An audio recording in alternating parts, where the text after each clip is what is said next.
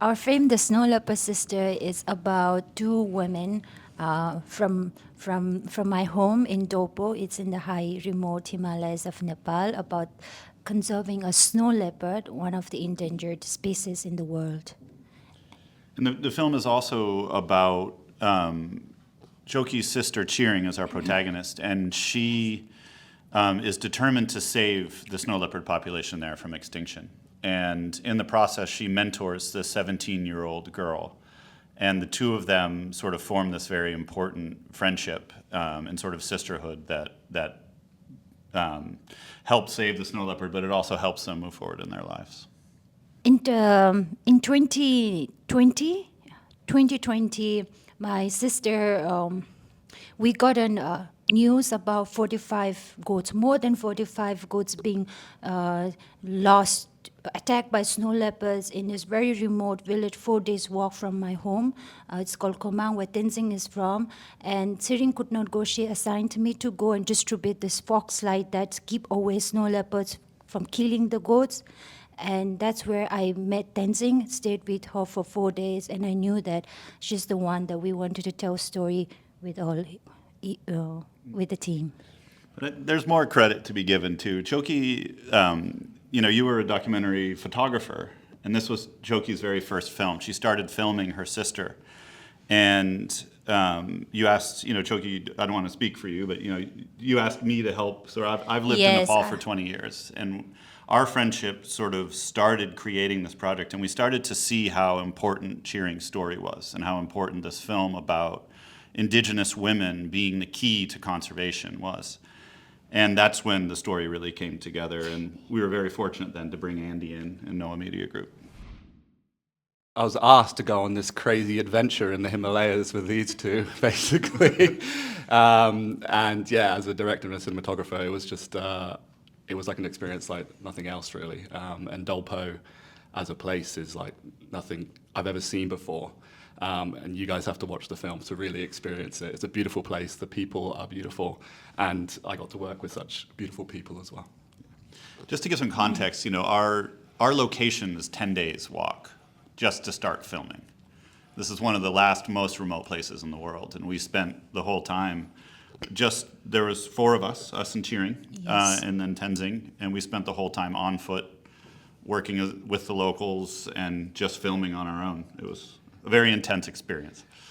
Yeah, part of the crew, we had 7 cows, 6 horses. They Yes. should also have a shout out for the hard work they did Yes. carrying our kit around. But it was part of having that small crew that made the film Yes. so special. Because there are certain area, in the film you would see where we were entirely on our own. There was no villages, the monastery, and that's all. So we were stuck for so many days. We ran out of food, but it was one of the experience. It's beautiful experience to get the story out there.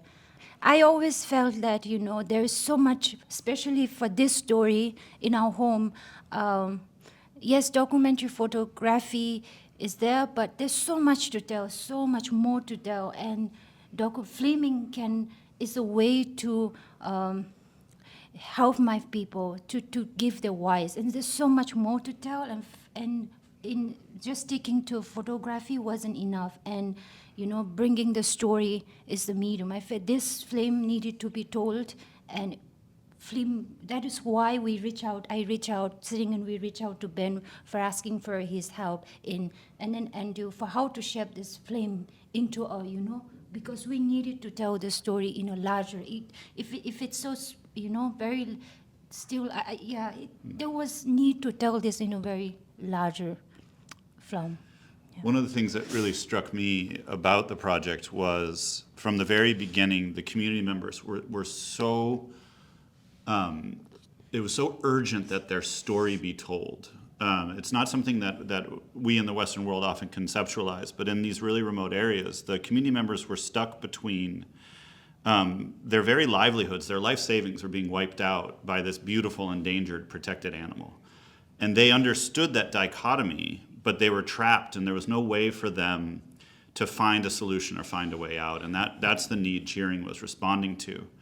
And everywhere that we went during the filming, people were going out of their way to share their stories with us. And when you see the film has this intimacy and this energy that really swept us up in it. I mean, it's almost that the film made itself. You know, we were just sort of going along with the way that events in life happened and unfolded. It was a very powerful medium for us. Yes, and also when we're going to the villages, we're framing, Tenzing, and Sering the way the walk that's been doing. But for villagers, they cannot distinguish between, like the snow leopard flaming, or are they flaming, or is it like they're working for snow leopard project? So we have our livestock being killed. There's loss, and there's economic. People are having the voices getting out there, and for them we are also part of feel like like asking for, are you working for snow leopards? We are having this problem, this are here. So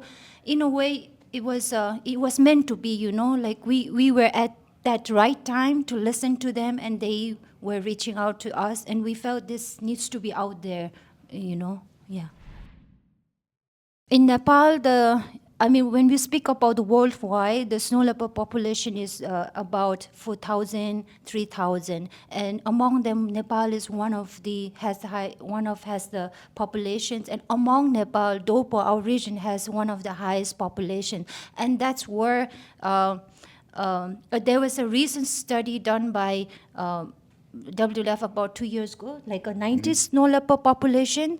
But Sering has been doing this work way from 2016, 17, her research till now, she has been working with the herders, with the community. Her master research has been there.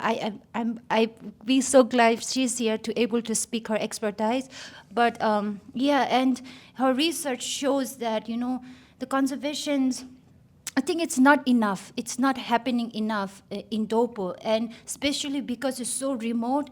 And to reach a central area, you have to walk for days.